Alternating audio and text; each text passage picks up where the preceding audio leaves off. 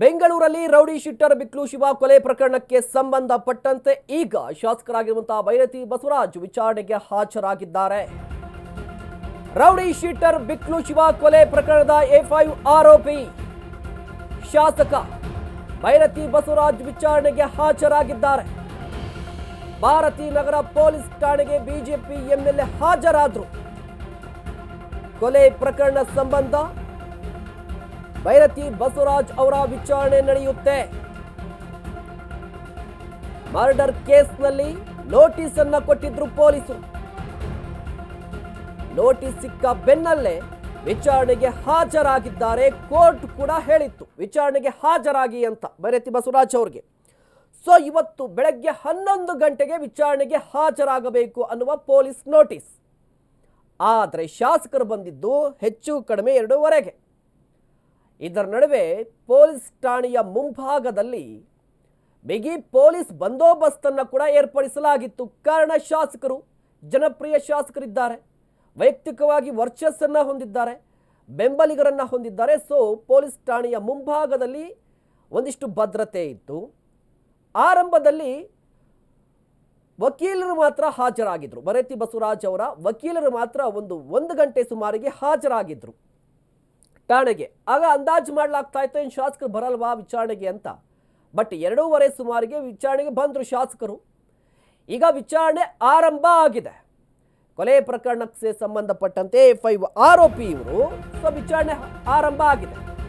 ತನಿಖಾಧಿಕಾರಿ ACP Prakash Rathore ಮುಂದೆ ಹಾಜರಾದರು. ಈ ಸಂದರ್ಭದಲ್ಲಿ ಇಲ್ಲಿಯವರೆಗೂ ಈ ಕೇಸ್ನಲ್ಲಿ ದೊರಕಿರುವಂತಹ ಸಾಕ್ಷ್ಯಗಳನ್ನು ಮುಂದಿಟ್ಟು ವಿಚಾರಣೆ ಆರಂಭಿಸಿದ್ದಾರೆ. ಸದ್ಯಕ್ಕಿರುವ ಮಾಹಿತಿಯ ಪ್ರಕಾರ 40ಕ್ಕೂ ಹೆಚ್ಚು ಪ್ರಶ್ನೆಗಳನ್ನು ರೆಡಿ ಮಾಡಿಕೊಂಡಿದ್ರಂತೆ ಪೊಲೀಸರು. ಅದರಲ್ಲಿ ಒಂದಿಷ್ಟು ಪ್ರಶ್ನೆಗಳನ್ನು ನೋಡ್ತಾ ಹೋಗೋದಾದ್ರೆ, ರೌಡಿ ಶೀಟರ್ ಶಿವಪ್ರಕಾಶ್ ಪರಿಚಯ ಇದ್ರೆ ಯಾವ ರೀತಿಯ ಪರಿಚಯ ನಿಮಗೆ?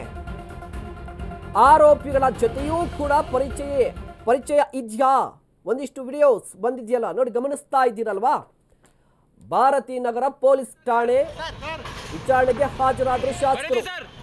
ಬೈರತಿ ಬಸವರಾಜ್ ಅವರು ವಿಚಾರಣೆಗೆ ಹಾಜರಾದಂತಹ ಸಂದರ್ಭ ವಕೀಲರು ಕೂಡ ಇದ್ರ ಜೊತೆಯಲ್ಲಿ ಒಂದಿಷ್ಟು ಬೆಂಬಲಿಗರ ಅವ್ರ ಜೊತೆ ಕೂಡ ಬಂದ್ರು. ಗಮನಿಸ್ತಾ ಇದ್ದೀರಾ?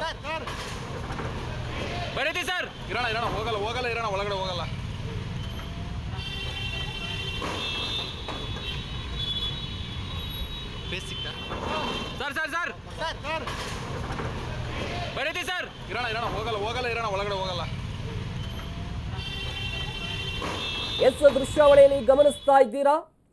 ಭಾರತಿ ನಗರ ಪೊಲೀಸ್ ಠಾಣೆಗೆ ಶಾಸಕರಾಗಿರುವಂತಹ ಬೈರತಿ ಬಸವರಾಜ್ ಅವರು ಹಾಜರಾದರು. ಕಾರಣ, ಅವರ ವಿರುದ್ಧ ಕೊಲೆ ಪ್ರಕರಣ ದಾಖಲಾಗಿದೆ. ಬಿಕ್ಲು ಶಿವ ರೌಡಿ ಶೀಟರ್, ಕೇರಪುರಂ ಭಾಗದ ರೌಡಿ ಶೀಟರ್ ಬಿಕ್ಲು ಶಿವ ಕೊಲೆ ಪ್ರಕರಣಕ್ಕೆ ಸಂಬಂಧಪಟ್ಟಂತೆ A5 ಆರೋಪಿ ಬೈರತಿ ಬಸವರಾಜ್. ಸೊ ಪೊಲೀಸರು ವಿಚಾರಣೆಗೆ ಹಾಜರಾಗಿ ಅಂತ ನೋಟಿಸ್ ಅನ್ನ ಕೊಟ್ಟಿದ್ರು. ಕೋರ್ಟ್ ಕೂಡ ಹೇಳಿತ್ತು ವಿಚಾರಣೆಗೆ ಹಾಜರಾಗಬೇಕು ಅಂತ ಹೇಳಿ. ಸೊ ವಿಚಾರಣೆಗೆ ಹಾಜರಾಗಿದ್ದಾರೆ. ಈಗ ಕುತೂಹಲ ಇದೆ, ವಿಚಾರಣೆಯ ಬಳಿಕ ಅರೆಸ್ಟ್ ಆಗ್ತಾರಾ? ಅಂದ್ರೆ ಈ ವಿಚಾರಣೆ ಅಂದ್ರೆ ಈ ಹಾಜರಾದ ನಂತರ ಕೇವಲ ವಿಚಾರಣೆಗೆ ಮಾತ್ರ ಸೀಮಿತವಾಗಿರುತ್ತಾ? ವಾಟ್ ನೆಕ್ಸ್ಟ್ ನೋಡಿ, ಒಂದಿಷ್ಟು ಪ್ರಶ್ನೆಗಳನ್ನ ಪೊಲೀಸರು ರೆಡಿ ಮಾಡ್ಕೊಂಡಿದ್ದಾರೆ. ಬರೋಬ್ಬರಿ 40ಕ್ಕೂ ಹೆಚ್ಚು ಪ್ರಶ್ನೆಗಳು ಅಂತ ಗೊತ್ತಾಗ್ತಾ ಇದೆ. ರೌಡಿ ಶೀಟರ್ ಬಿಕ್ಲು ಶಿವ ನಿಮಗೆ ಪರಿಚಯಸ್ಥಾನಾ? ಪರಿಚಯ ಇದ್ರೆ ಯಾವ ರೀತಿಯ ಪರಿಚಯ? ವ್ಯವಹಾರಿಕವಾಗಿರುವಂತಹ ಪರಿಚಯನ, ವೈಯಕ್ತಿಕ ಪರಿಚಯನ? ಇದರ ಜೊತೆಗೆ A1 ಆರೋಪಿ ಜಗದೀಶ್ ಜಗ್ಗ, ಈತ ಹೇಗ್ ಪರಿಚಯ?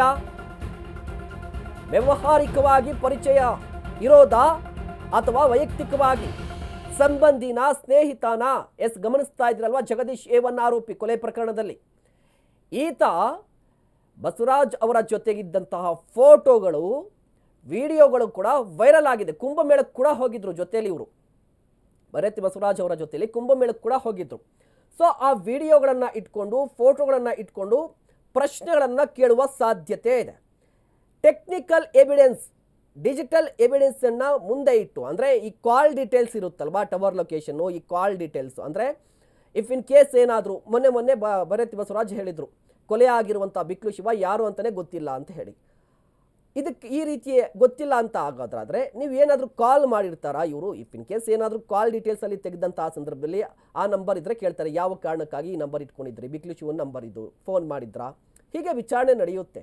ಒಟ್ಟಾರೆ ಈಗ ಸದ್ಯಕ್ಕೆ ಇರುವಂಥ ಕುತೂಹಲ, ಅಂತೂ ಇಂತೂ ವಿಚಾರಣೆಗಂತೂ ಹಾಜರಾಗಿದ್ದಾರೆ, ಪ್ರಶ್ನೆಗಳನ್ನು ಕೇಳ್ತಾರೆ, ಈ ಸಂದರ್ಭದಲ್ಲಿ ಹೇಳಿಕೆಗಳನ್ನು ದಾಖಲು ಮಾಡ್ಕೋತಾರೆ. ನೋಡಿ, ಯಾವುದೇ FIR ಆಗಿದ್ರು, ಯಾವುದೇ ಕೇಸ್ ಆಗಿದ್ರು, ಮೊದಲಿಗೆ ಏನು ಹೇಳಿಕೆಯನ್ನು ದಾಖಲು ಮಾಡ್ಕೋಬೇಕಾಗುತ್ತೆ ಅಂದರೆ ನಿಮ್ಮ ಮೇಲೆ ಈ ಆರೋಪ ಬಂದಿದೆ, ಇಂಥವ್ರು ಆರೋಪ ಮಾಡಿದ್ದಾರೆ, ಏನು ಹೇಳ್ತೀರಿ ಅಂತ ಒಂದು ಸಾಮಾನ್ಯವಾಗಿರುವಂಥ ಹೇಳಿಕೆಯನ್ನು ದಾಖಲು ಮಾಡ್ಕೋತಾರೆ. ಅದಾದ ನಂತರ ವಿಚಾರಣೆ ಆರಂಭವಾಗುತ್ತೆ.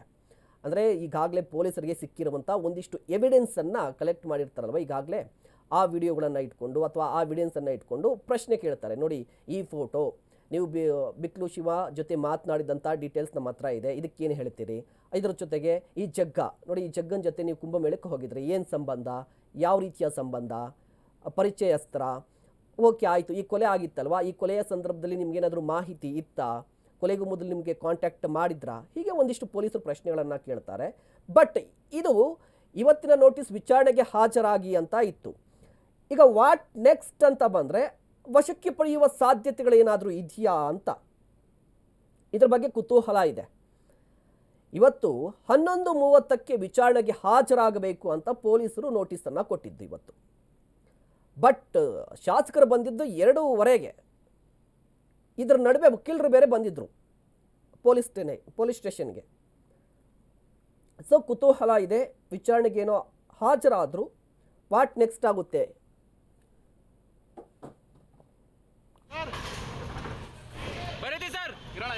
ಹೋಗಲ್ಲ ಇರೋಣ, ಒಳಗಡೆ ಹೋಗಲ್ಲ.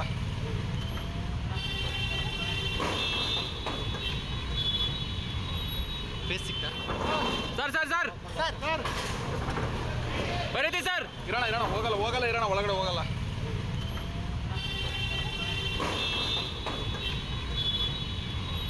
ಫೇಸ್ ಸಿಕ್ತಾ ಸರ್?